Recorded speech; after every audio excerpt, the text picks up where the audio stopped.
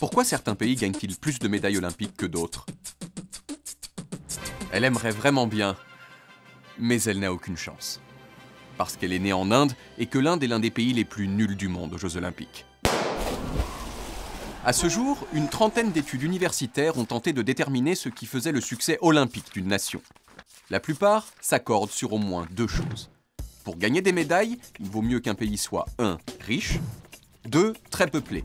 Parce que plus il y a de gens dans le pays, plus il y a de chances que l'un d'entre eux soit très fort, par exemple, pour soulever des choses lourdes. Mais cette généralité est toute trouée de grosses exceptions. L'Inde, avec son milliard d'habitants et son économie puissante, devrait produire des dizaines de médailles. Mais elle n'en reçoit généralement qu'entre 0 et 6, entre autres parce que le sport d'excellence en Inde est le cricket, et que le cricket n'est plus au programme des Jeux depuis 1900. A l'inverse, certains pays réussissent beaucoup mieux que le prédit le modèle. C'est le cas par exemple de la plupart des nations communistes et anciennement communistes, dans lesquelles le sport a une valeur politique qui pousse les gouvernements à y investir plus de ressources qu'ailleurs. Pour les Jeux Olympiques d'hiver, la loi générale est un peu différente.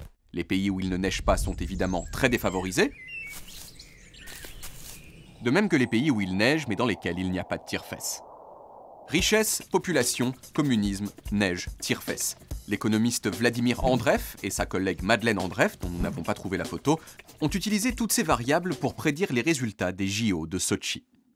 Selon leur modèle, les États-Unis arriveraient en tête avec 36 médailles, suivis de l'Allemagne, du Canada, de la Russie et de la Norvège.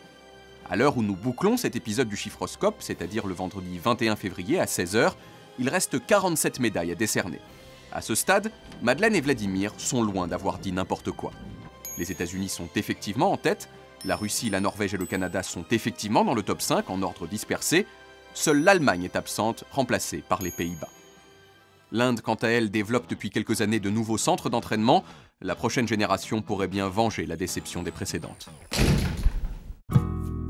Moi, je veux dire, si j'étais vous, je m'abonnerais, quoi. Après, c'est un choix personnel.